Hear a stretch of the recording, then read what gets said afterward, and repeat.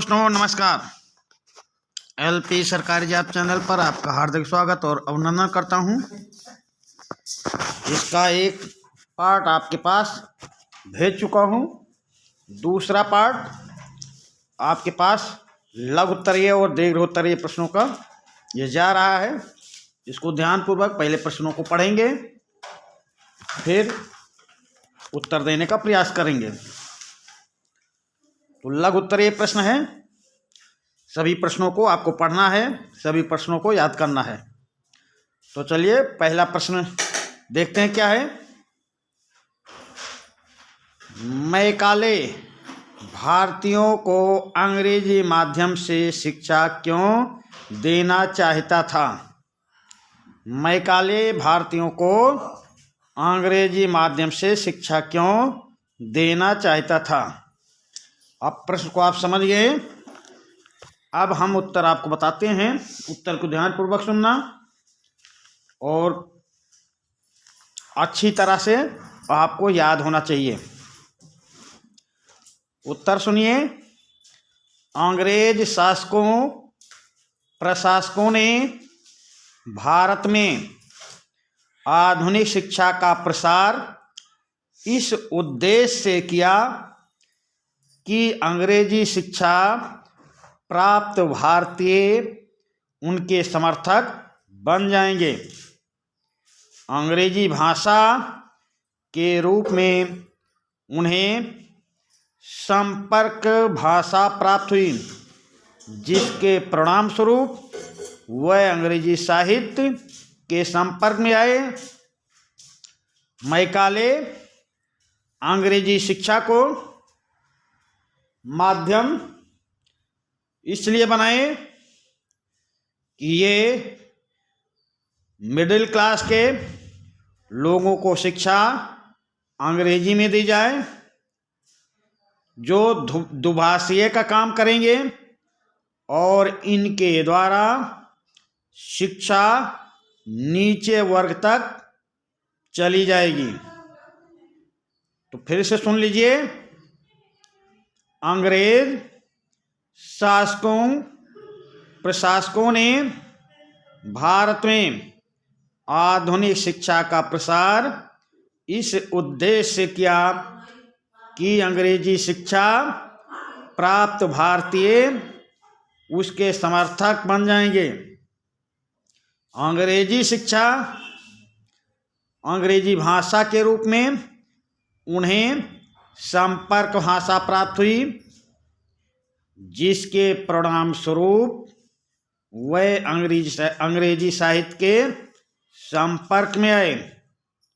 Macaulay अंग्रेजी शिक्षा को मिडिल क्लास के लोगों को देना चाहता था, जिससे मीडियम वर्ग के लोग दुभाषीय का काम करेंगे और उनके द्वारा अंग्रेजी शिक्षा नीचे वर्ग तक पहुंच जाएगी। इसलिए मैकाले भारतीयों को अंग्रेजी माध्यम से शिक्षा देना चाहता था। इसलिए मैकाले भारतीयों को अंग्रेजी माध्यम से शिक्षा देना चाहता था। कम से कम इतना याद होना चाहिए। तो आप पहला प्रश्न समझ गए होंगे अच्छी तरह। पहला प्रश्न आपको याद हो गया होगा। चलिए अब दूसरे प्रश्न की तरफ आते हैं। प्रश्न नंबर 2। स्वतंत्र भारत का प्रधानमंत्री किसे बनाया गया तथा उनको शपथ किसने दिलाया? स्वतंत्र भारत का प्रधानमंत्री किसे बनाया गया तथा उनको शपथ किसने दिलाया? अब प्रश्न नंबर 2 का उत्तर सुनिए और याद करें। भारत में संविधान सभा के गठन के बाद संविधान की पहली बैठक हुई। संविधान सभा के वरिष्ठ नेता पंडित जवाहरलाल नेहरू को प्रधानमंत्री बनाया गया। प्रधानमंत्री बनने के लिए उनको शपथ दिलाया जाना था, जो शपथ पंडित जवाहरलाल नेहरू को गवर्नर लॉर्ड माउंटबेटन ने दिलाई। फिर से सुन लें।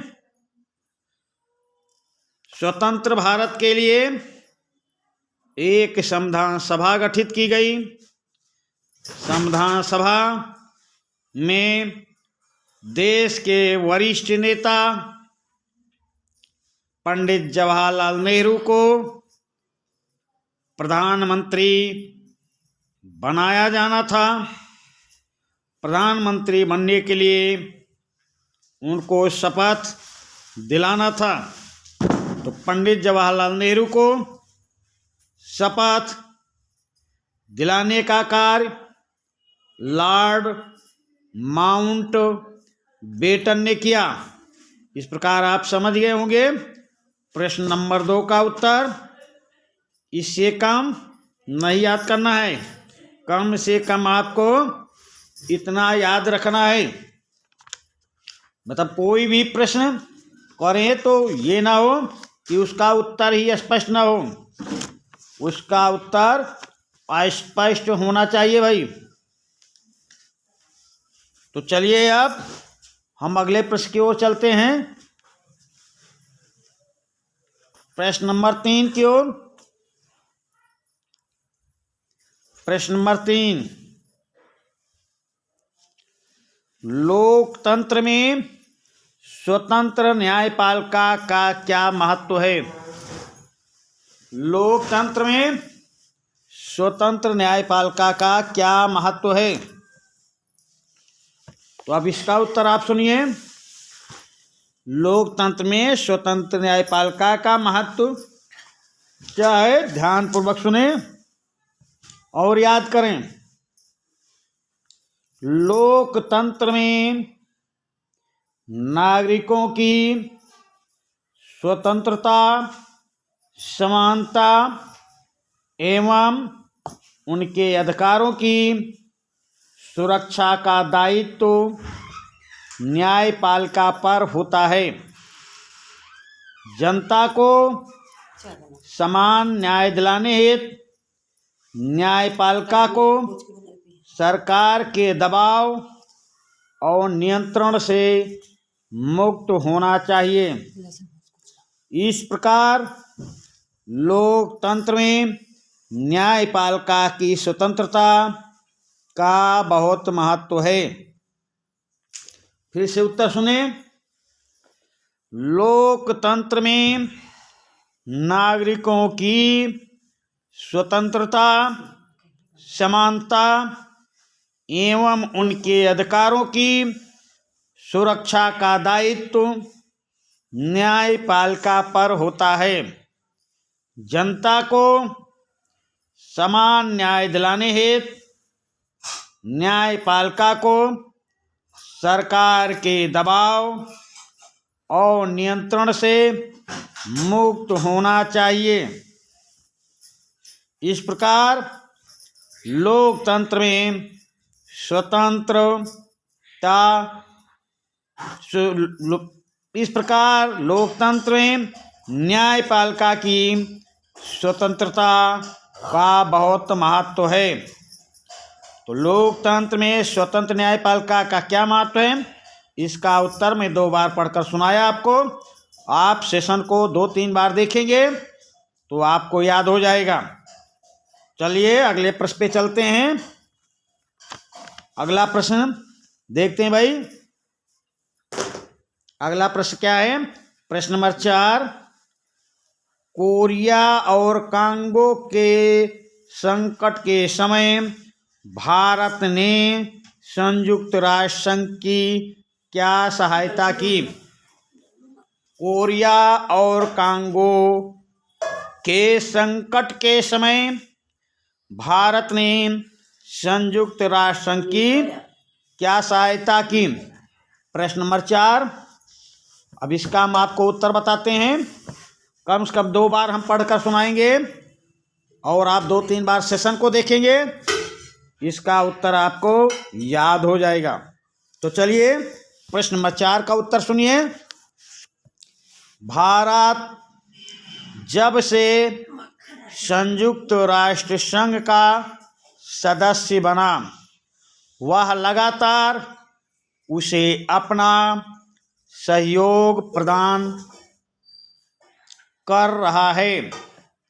संयुक्त राष्ट्र संघ के निर्देशों के पालन में ही कोरिया के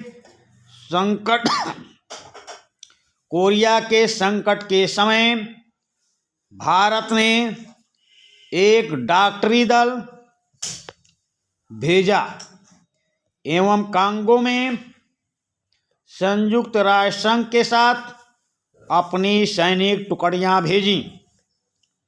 तो चलिए हम इसका उत्तर आपको फिर से सुनाते हैं, बस आप ध्यानपूर्वक सुनते रहिए। हम कम से कम 2-2 बार हर प्रश्न का उत्तर रिपीट करेंगे और आप ध्यानपूर्वक सुनेंगे, 2-3 बार सेशन को देखेंगे, याद हो जाएगा। भारत जब से संयुक्त राष्ट्र संघ का सदस्य बना, वह लगातार उसे अपना सहयोग प्रदान कर रहा है।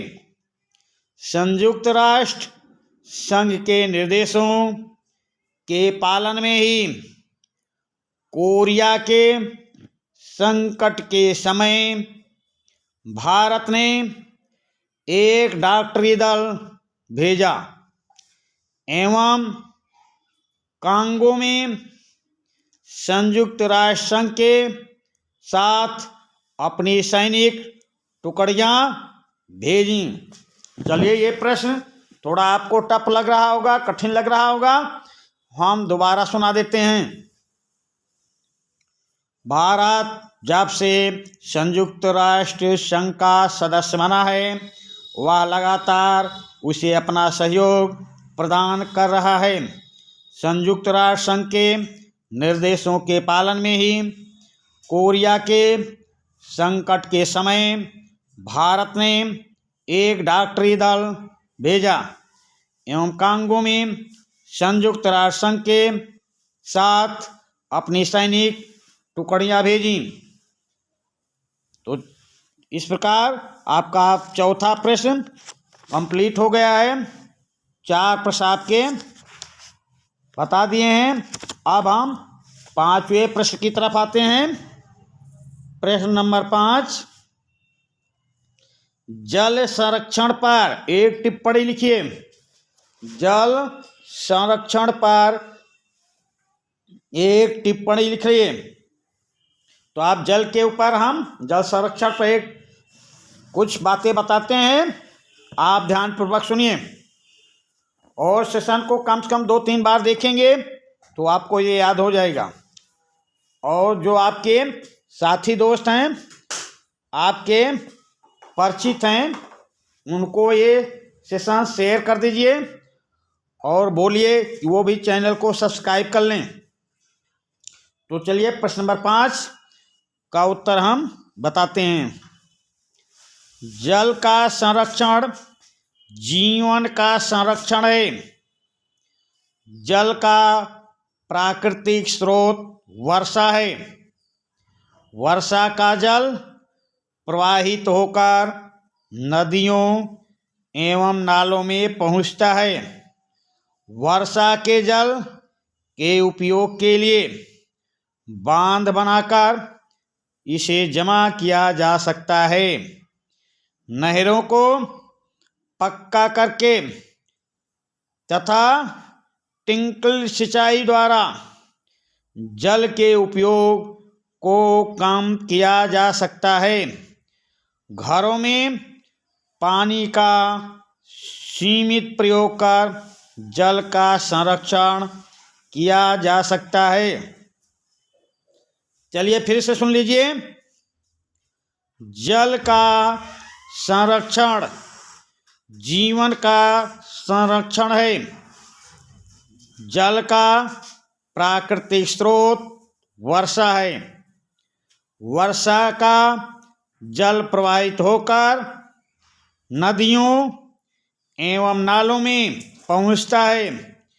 वर्षा के जल के उपयोग के लिए बांध बनाकर इसे जमा किया जा सकता है। नहरों को पक्का करके तथा टिंकल सिंचाई द्वारा जल के उपयोग को कम किया जा सकता है। घरों में पानी का सीमित प्रयोग कर जल का संरक्षण किया जा सकता है। तो प्रश्न नंबर 5 का उत्तर हमने 2 बार सुनाया आपको। अब 2 बार सेशन को देखेंगे, आपको याद हो जाएगा। चलिए अगले प्रश्न पे आते हैं। अगला प्रश्न देखते हैं भाई, क्या है अगला प्रश्न।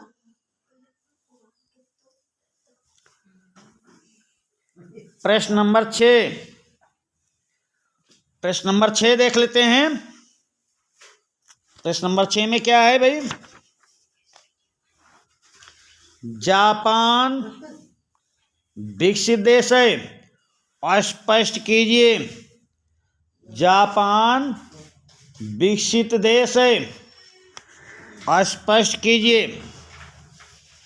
तो जापान के बारे में आपको बताना है कि ये कैसे विकसित हुआ, कैसे विकास के पथ पर आगे बढ़ रहा है, ये आपको स्पष्ट करना है। तो चलिए प्रश्न नंबर 6 का उत्तर बताते हैं आपको। सुनिए। जापान एक विकसित देश है क्योंकि वह एक औद्योगिक देश है। वहाँ बड़े बड़े उद्योग स्थापित हैं। वहाँ कुशल व शिक्षित श्रमिक तथा उच्च एवं आधुनिक तकनीकी के कारण भारी मात्रा में उच्च स्तर की वस्तुओं का उत्पादन होता है। फिर से सुन लें। जापान एक विकसित देश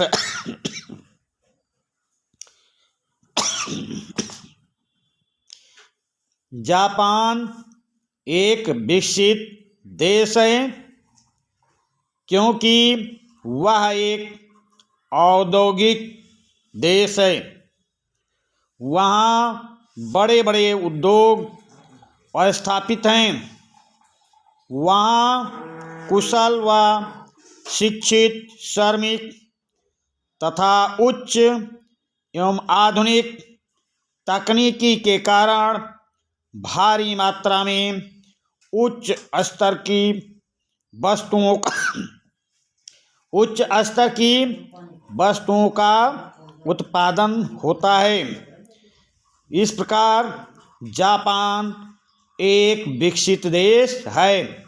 आखिरी में लिखेंगे, इस प्रकार जापान एक विकसित देश है।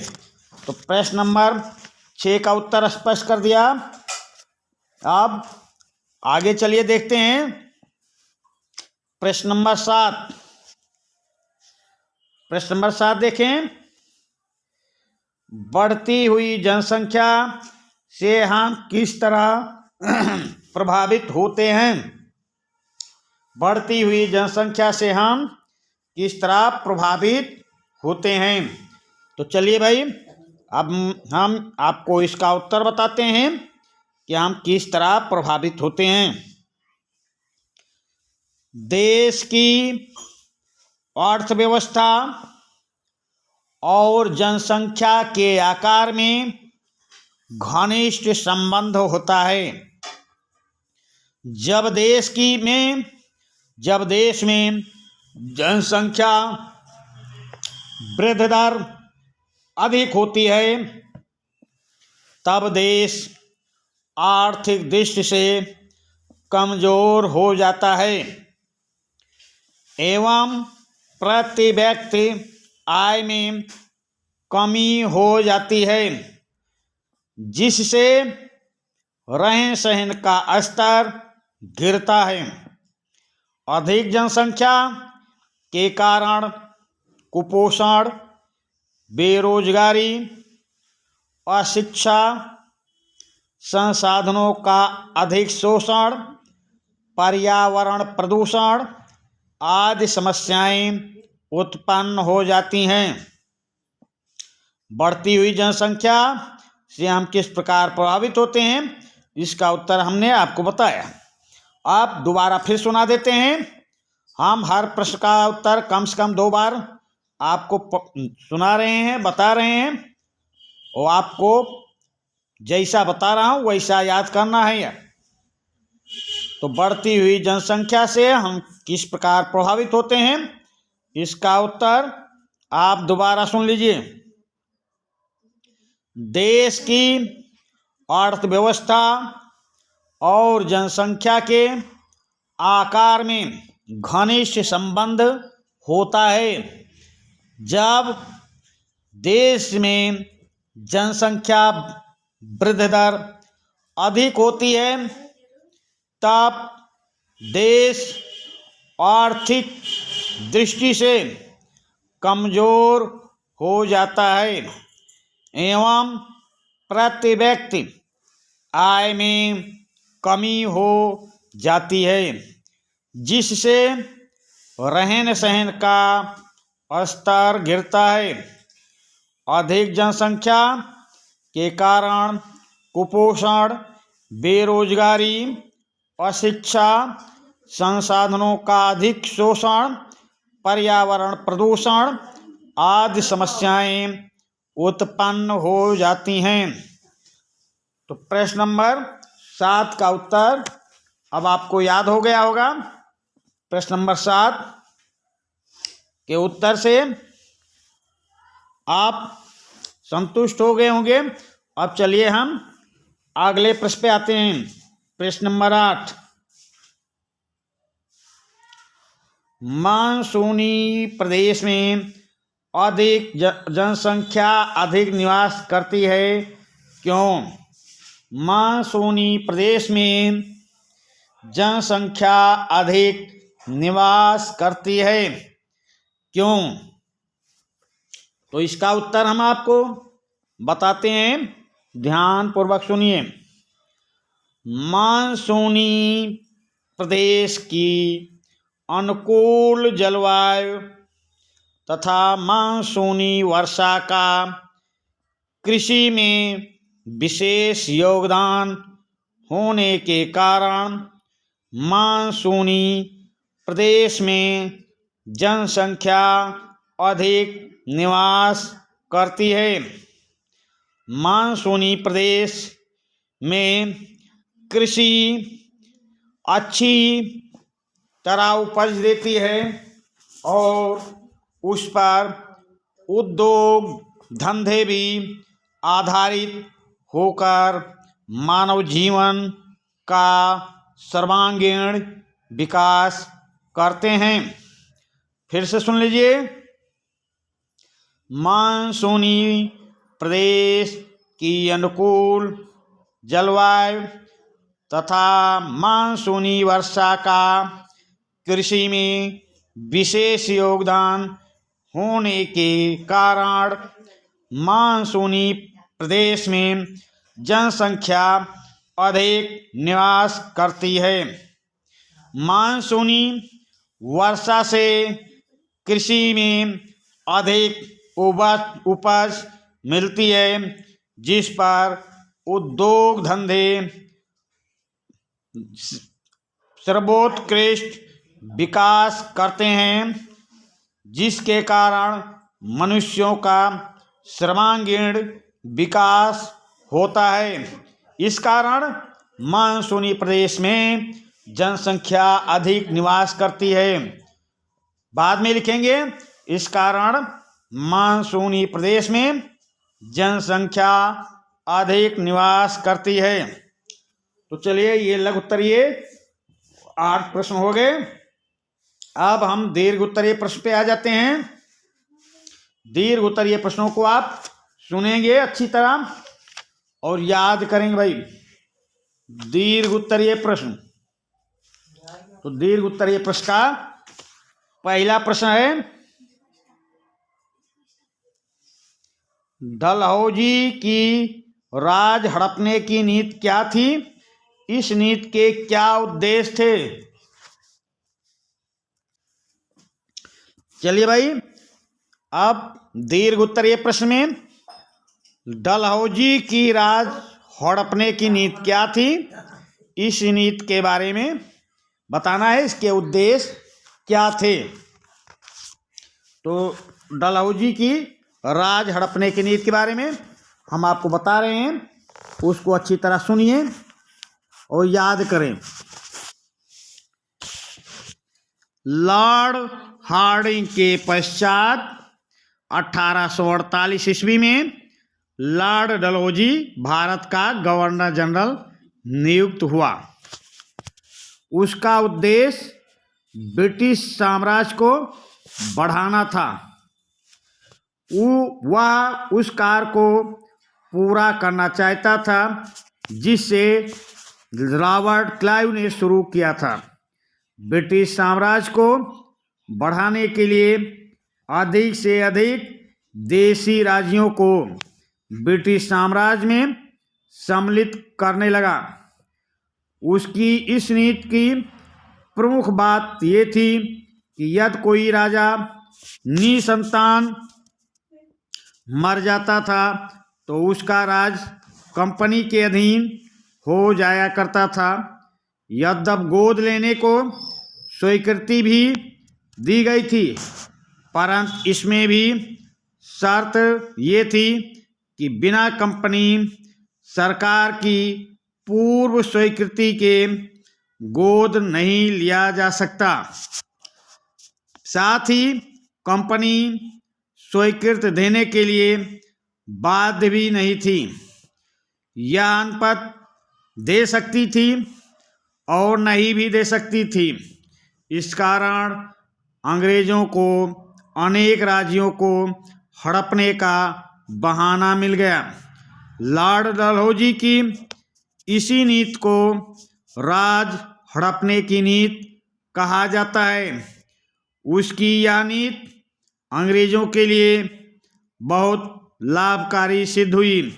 इस नीति के परिणाम स्वरूप पूरे भारतवर्ष में ब्रिटिश साम्राज्य स्थापित हो गया।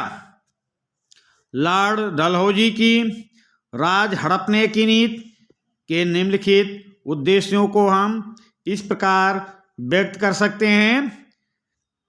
इनका सर्वप्रथम उद्देश्य था ब्रिटिश साम्राज्य को बढ़ाना, व्यापार में मनमानी करना तथा सस्ते दरों पर कच्चा माल खरीदना, अपना सामान भारत के बाजारों में ऊंची कीमतों पर बेचना, भारत की जनता के बीच फूट डालकर एक दूसरे के बीच भेदभाव पैदा करना तथा अपनी महत्वाकांक्षा को पूरा करना।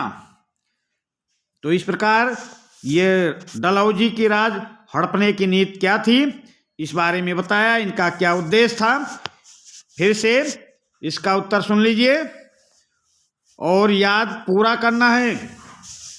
लॉर्ड हार्डिंग के पश्चात 1848 ईस्वी में लॉर्ड डलहौजी भारत का गवर्नर जनरल नियुक्त हुआ। उसका उद्देश्य ब्रिटिश साम्राज्य को बढ़ाना था। वह उस कार्य को पूरा करना चाहता था जिसे रॉबर्ट क्लाइव ने शुरू किया था। ब्रिटिश साम्राज्य को बढ़ाने के लिए अधिक से अधिक देशी राज्यों को ब्रिटिश साम्राज्य में सम्मिलित करने लगा। उसकी इस नीति की प्रमुख बात ये थी कि यदि कोई राजा निसंतान मर जाता था तो उसका राज कंपनी के अधीन हो जाया करता था। यद्यपि गोद लेने की स्वीकृति भी दी गई थी, परंतु इसमें भी शर्त ये थी कि बिना कंपनी सरकार की पूर्व स्वीकृति के गोद नहीं लिया जा सकता। साथ ही कंपनी स्वीकृति देने के लिए बाध्य भी नहीं थी। ये अनुमति दे सकती थी और नहीं भी दे सकती थी। इस प्रकार अंग्रेजों को अनेक राज्यों को हड़पने का बहाना मिल गया। लॉर्ड डलहौजी को इसी नीति को राज हड़पने की नीति कहा जाता है। उसकी यह नीति अंग्रेजों के लिए बहुत लाभकारी सिद्ध हुई। इसी नीति के परिणाम स्वरूप पूरे भारतवर्ष में ब्रिटिश साम्राज्य स्थापित हो गया। लॉर्ड डलहौजी की राज हड़पने की नीति के प्रमुख उद्देश्य थे, जिसका वर्णन हम इस प्रकार कर सकते हैं।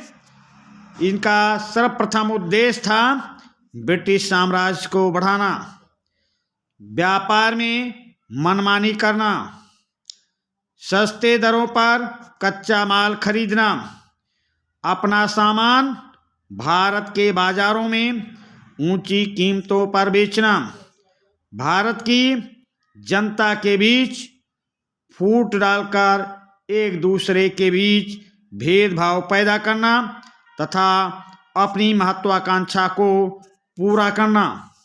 तो आप ये डलहौजी की राज हड़पने की नीति आप समझ गए होंगे।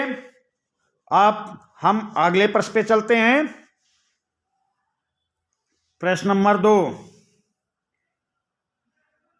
अंग्रेजी व्यापार के लिए भारत की क्या क्या चीजें महत्वपूर्ण थी? अंग्रेजी व्यापार के लिए भारत की क्या क्या चीजें महत्वपूर्ण थीं?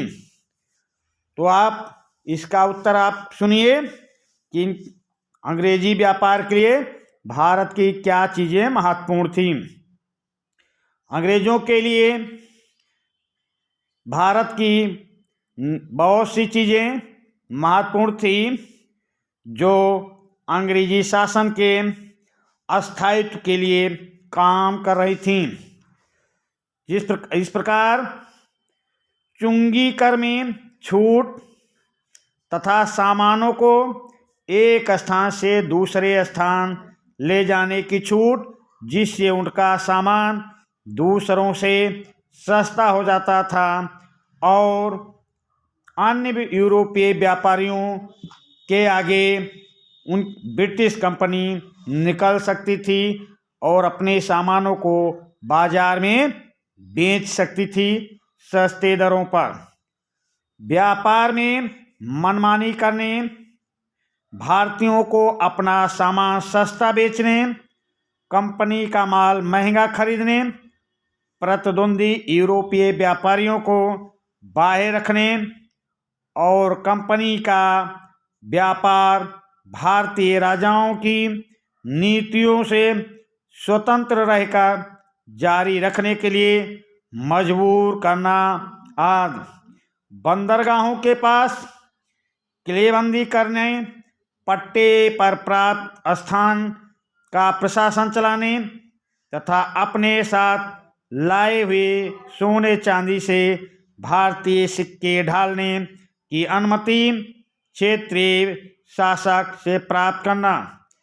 इसके बदले क्षेत्रीय राज की बंदरगाह से प्राप्त चुंगी का आधा हिस्सा राज को देना।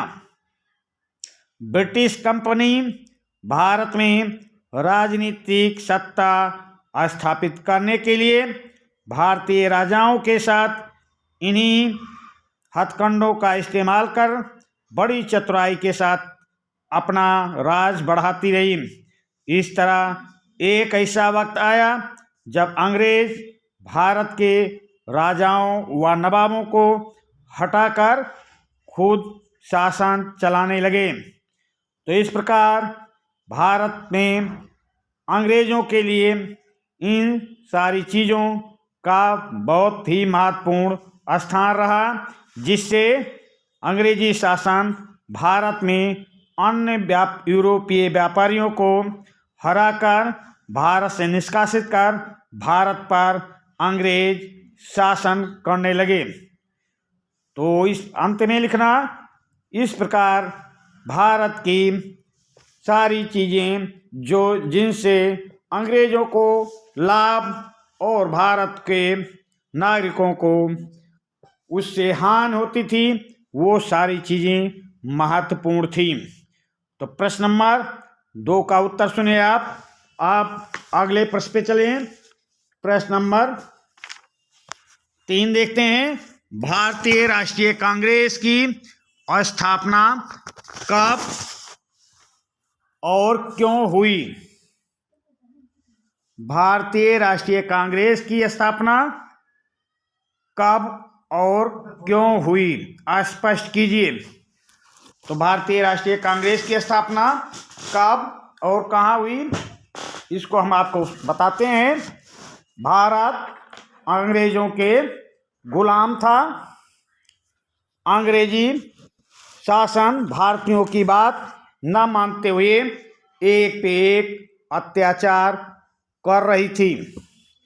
भारत के नागरिक छोटे छोटे संगठनों के माध्यम से अंग्रेजों के पास अपने विचारों को रखने के लिए जाते थे, पर अंग्रेज गवर्नर भारतीयों की बात न सुनते हुए उनको फटकार लगाकर भगा देते थे। ऐसे छोटे छोटे संगठनों से अंग्रेजों के ऊपर कोई प्रभाव नहीं पड़ रहा था।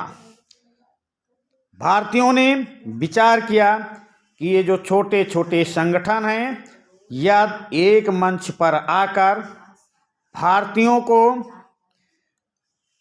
एक साथ लाकर अंग्रेजों के खिलाफ या अंग्रेजों से अपनी बात कहने के लिए एक ऐसा संगठन खड़ा किया जाए जिससे अंग्रेजों के ऊपर दबाव बनाया जा सके।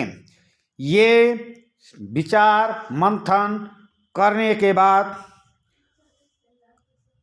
भारतीयों ने 28 दिसंबर 1885 ईस्वी को एक ऐसा संगठन बनाया जो आगे चलकर भारतीय स्वतंत्रता का प्रतीक बनी, और उस संगठन का नाम था भारतीय राष्ट्रीय कांग्रेस।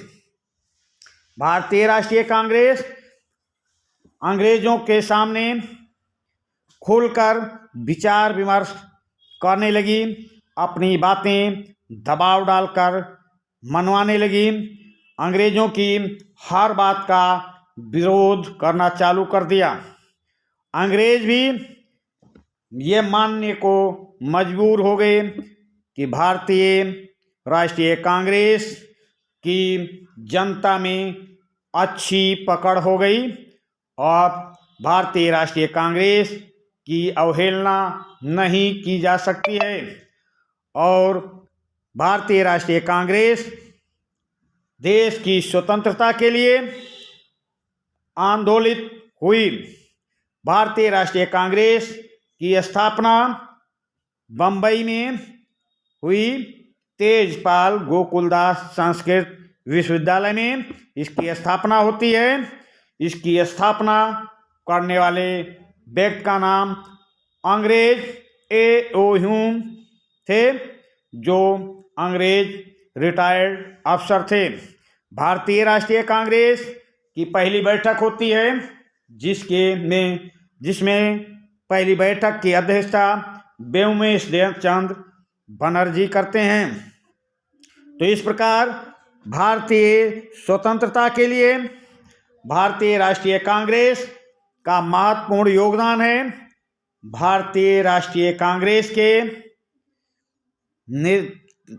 के तले भारत के नेताओं, भारत की जनता और आंदोलनकारी अंग्रेजों के सामने अपनी बातें रखते हैं और उनसे अपने काम को करवाने के लिए प्रेरित होते थे। इसी संगठन के तले हमारे देश का आंदोलन तेज हुआ। कई बार नेताओं को जेल भी जाना पड़ा और इस प्रकार जेल जाकर आंदोलन कर कर हमारे देश की नवयुवक जनता नेता अंग्रेजों के खिलाफ हुए और अंततोगत्ता अंग्रेजों से भारत को स्वतंत्र करा लिया गया। तो चलिए भाई, प्रश्न नंबर 3 का इस प्रकार आपको व्याख्या करना है कि यह स्थापना कब और क्यों हुई। तो कब हुई ये भी बता दिया आपको और क्यों हुई ये भी बता दिया। तो चलिए, प्रश्न नंबर 3 का उत्तर हो गया। अब आगे आए प्रश्न नंबर 4 पे। प्रश्न नंबर 4 देख लेते हैं। प्रश्न नंबर 4 में क्या है? भारी और लघु उद्योगों में अंतर आपको बताना है। प्रश्न नंबर 4 में भारी और लघु उद्योग में अंतर दिखाना है। क्या अंतर है? चलिए हम इसको भी बता देते हैं आपको। इस सेशन का लास्ट प्रश्न है, भारी और लघु उद्योगों में क्या अंतर है, स्पष्ट कीजिए। तो भारी उद्योगों और लघु उद्योगों में अंतर इस प्रकार है। भारी उद्योगों में श्रम की आवश्यकता अधिक होती है, जमीन की आवश्यकता अधिक पड़ती है, पूंजी भी अधिक लगता है और इसमें लोगों को रोजगार भी अधिक मिलता है। लघु उद्योगों को हम कुटीर उद्योग भी कह सकते हैं। इसमें श्रम कम लगता है, पूंजी कम लगती है, समय और स्थान की भी बचत होती है। इस प्रकार लघु उद्योग लोगों को कम रोजगार देता है, भारी उद्योग लोगों को अधिक रोजगार देने में सक्षम है।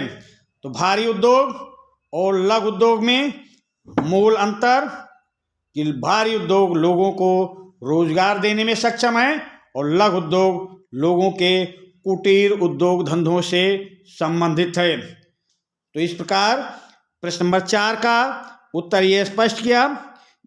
चलिए थोड़ा इसकी व्याख्या हम और कर देते हैं। ये उद्योग सरकारी और निजी दोनों क्षेत्रों में लगाए जा सकते हैं। इसके विपरीत लघु उद्योगों में कम पूंजी और श्रम अधिक तथा छोटी छोटी मशीनों की आवश्यकता होती है। भारी उद्योगों में बड़ी मशीनों और ज़्यादा पूंजी लगाना पड़ता है। तो भारी और लघु उद्योगों में अंतर स्पष्ट किया। अब इतना ही लिखना है, इससे कम नहीं याद करना है, पूरा याद करना है आपको। 2-3 बार आप सेशन को देखेंगे तो आपका ये कंप्लीट हो जाएगा ये सेशन। चलिए अब हम आपसे विदा लेते हैं। धन्यवाद।